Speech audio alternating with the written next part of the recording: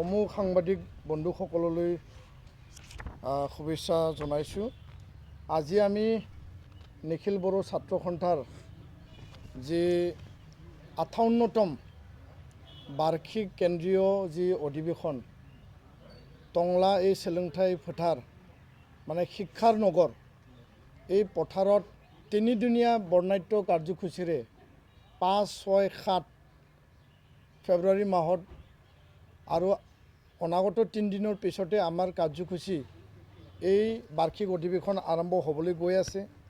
আৰু মোৰ সৈতে আছে এই অভ্যৰ্থনা সমিতিত আমাৰ সন্মানীয় চেয়াৰমেন নিপেন বড়ো, লগতে আমাৰ জিলা ওদালগুৰি জিলা এপছুৰ সভাপতি কৰ্ণিলিয়াছ दैমাৰী, আন সদস্য।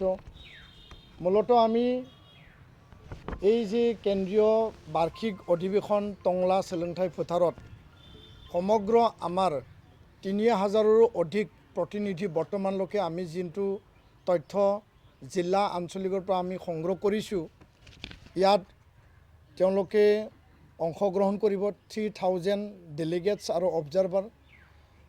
ইয়াত বিভিন্ন খেলুৱৈ আৰু সাহিত্য আৰু সাংস্কৃতিক প্ৰতিযোগিতাত যিসকল প্ৰতিযোগী তেওঁলোকে উপস্থিত হ'ব। লগতে অহা ৫ তাৰিখে ৰাতিপুৱা ৮:৩০ বজাৰ পৰা ইয়াৰ মূল দুৱাৰ আমাৰ মাৰ্টিয়াৰ মহন্ত ৰামচিয়াৰী মেমৰিয়েল গেট, এই দুৱাৰটো উদ্বোধন হ'ব।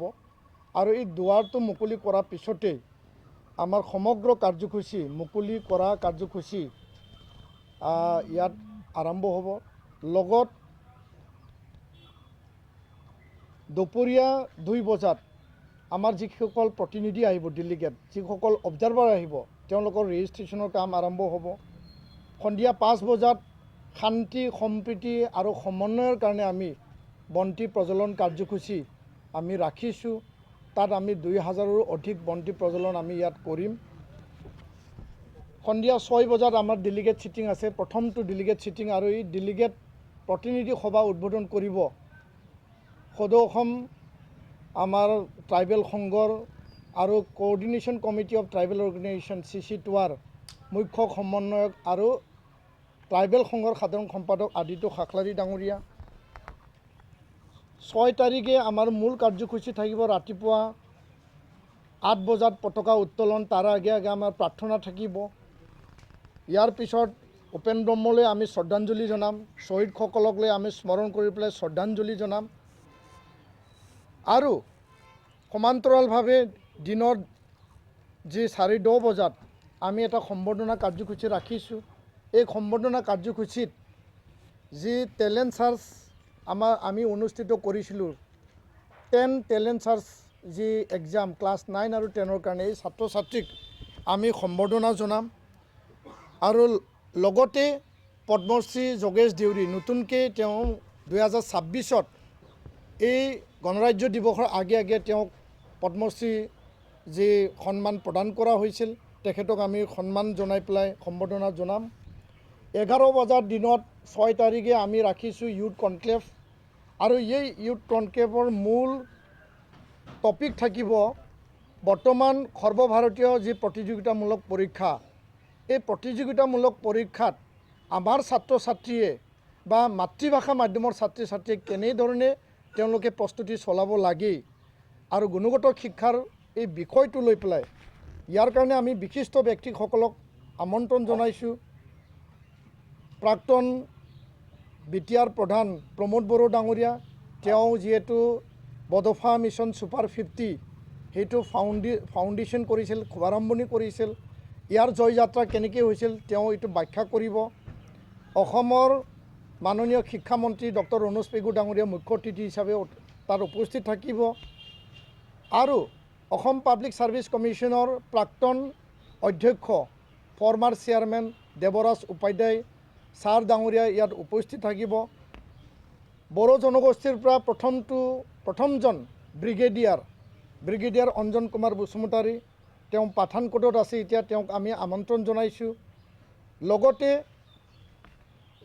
সদৌ অসম ছাত্ৰ সন্থাৰ মুখ্য উপদেষ্টা ডক্টৰ সমুজ্জ্বল কুমাৰ ভট্টাচাৰ্যক আমি আমন্ত্ৰণ জনাইছোঁ, কাৰণ আছুৰ তৰফৰ পৰা প্ৰত্যাশা মানে চিভিল ছাৰ্ভিচ এক্সামৰ কাৰণে এটা বিশেষ পদক্ষেপ তেওঁলোকে গ্ৰহণ কৰিছে।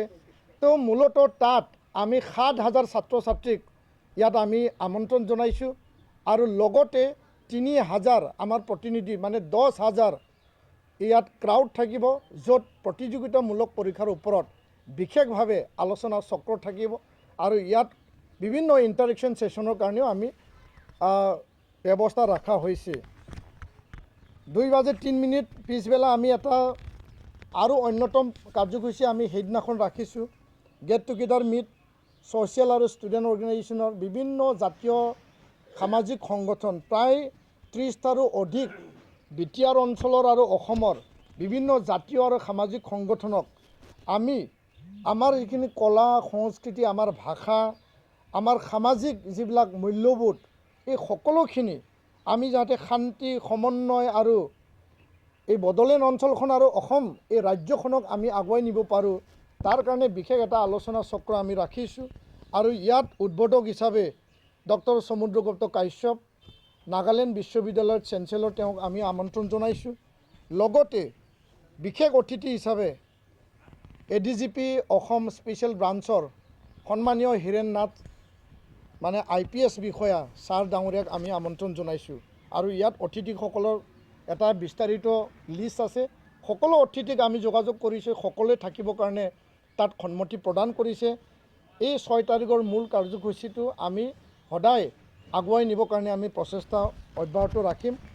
আৰু 7 তাৰিখে আমাৰ মুকলি সভা আছে আৰু এই মুকলি সভা আগে 10:30 বজাত বিভিন্ন জাতি জনগোষ্ঠীৰ বাৰে বৰণীয়া সাংস্কৃতিক ইয়াত মানে প্ৰদৰ্শনী কাৰ্যসূচী আমি ৰাখিছোঁ। অসমত থকা বিটিআৰ অঞ্চলত থকা বিভিন্ন জাতি জনগোষ্ঠী যিহেতু আমি সমন্বয় ভাতৃত্ববোধ আমি আগুৱাই লৈ যাব বিচাৰিছোঁ, সকলোকে আমি ইয়াত স্থান দিম। আৰু 12 বজাত আমি মুখ্য যি আমাৰ কাৰ্যসূচী থাকিব মুকলি সভা। এই মুকলি সভাত আমি উদ্বোধক হিচাপে আমি ৰাখিছোঁ পদ্মশ্ৰী প্ৰফেচাৰ অনিল বড়ো, গুৱাহাটী বিশ্ববিদ্যালয়ৰ সন্মানীয় মুৰব্বী অধ্যাপক ফকল'ৰ ৰিচাৰ্চ ডিপাৰ্টমেণ্টৰ। আৰু বিশেষ আমন্ত্ৰিত অতিথি হিচাপে অসমৰ মাননীয় মুখ্যমন্ত্ৰী ডক্টৰ হিমন্ত বিশ্ব শৰ্মা ডাঙৰীয়াক আমি আমন্ত্ৰণ জনাইছোঁ। আৰু মুখ্য অতিথি হিচাপে মেঘালয়ৰ প্ৰাক্তন ৰাজ্যপাল সন্মানীয় ৰঞ্জিত শেখৰ মোছাহাৰী ছাৰ ডাঙৰীয়াক আমি আমন্ত্ৰণ জনাইছোঁ। আৰু ইয়াত বিশেষ অতিথি থাকিব প্ৰফেচাৰ ৰমেশ চন্দ্ৰ ভৰদ্বাজ, তেওঁ হাৰিয়ানাৰ সংস্কৃত বিশ্ববিদ্যালয়ৰ প্ৰাক্তন উপাচাৰ্য।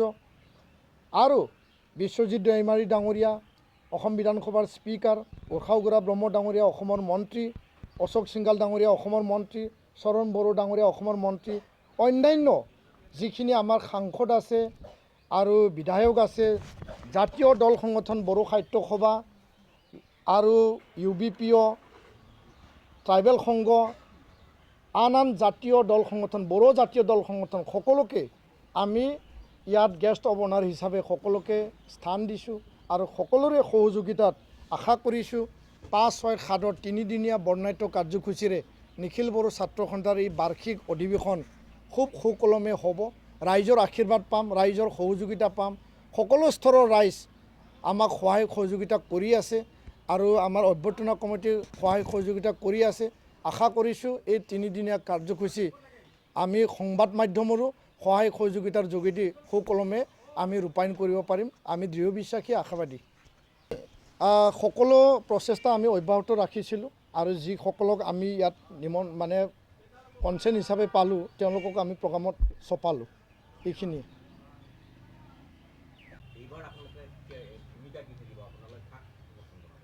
নাই এপছু হিচাপে আগন্তুক বিধানসভা নিৰ্বাচনত যিহেতু আমি অৰাজনৈতিক জাতীয় ছাত্ৰ সংগঠন, আমাৰ ভূমিকা কি হ'ব আমি এইটো একো স্থিৰ কৰা নাই আৰু আমি ভূমিকা ল'ব লাগে বুলিও কোনো বাধ্যবাধকতা নাই মানে সংগঠন হিচাপে। কাৰণ ৰাজনৈতিক দলবিলাকে ইলেকশ্যন খেলে আৰু ৰাজনৈতিক দলবিলাকে প্ৰাৰ্থী প্ৰক্ষেপ কৰে, কিন্তু আমি যোৱা সময়ত ইয়াৰ কাৰণে আমি অংশগ্ৰহণ কৰিছিলোঁ, কেতিয়াবা ডাইৰেক্টলি, কেতিয়াবা পোনপটীয়াকৈ, কেতিয়াবা মানে ইনডাইৰেক্টলি, যে আমাৰ কিছু সমস্যা আছে, জাতীয় ইস্যু আছে, ৰাজনৈতিকভাৱে এই ইস্যুবিলাক সমাধান কৰিব লাগে।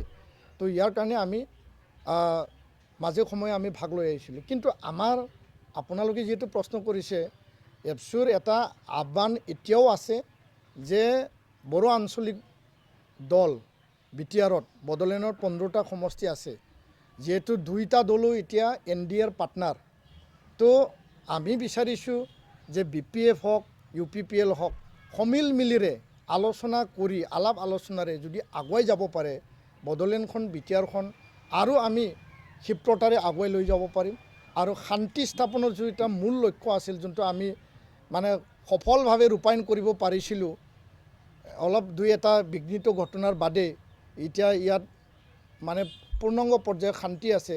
সেই শান্তি আৰু সমন্বয় আৰু ৰাইজৰ যি আকাংক্ষা, যি ৰাইজক যি এটা মানে তেওঁলোকৰ যিখিনি মানে সমস্যা, সেইটো সমাধান কৰিব পাৰিম বুলি আমি দৃঢ় বিশ্বাসী। ইয়াৰ কাৰণে UPPL আৰু BPF এই মঞ্চৰ পৰা মানে তেওঁলোকে 2টা দল যিহেতু এতিয়া NDA পাৰ্টনাৰত আছে আৰু 2টা বিটিআৰত বড়োলেণ্ডৰ আঞ্চলিক ৰাজনৈতিক দল, এই মঞ্চৰ পৰা পুনৰ আমি আহ্বান জনাইছোঁ যে সমিল মিলেৰে আলাপ আলোচনাৰে এটা ভাতৃত্ববোধৰ এটা সমন্বয়ৰে ৰাজনৈতিক পৰিৱেশ গঢ় দি পেলাই আগুৱাই যাব লাগে। এই কথা আলাপ আলোচনাৰ কাৰণে আহিব লাগে। আমি আকৌ পুনৰ তেওঁলোকক আহ্বান জনাইছোঁ।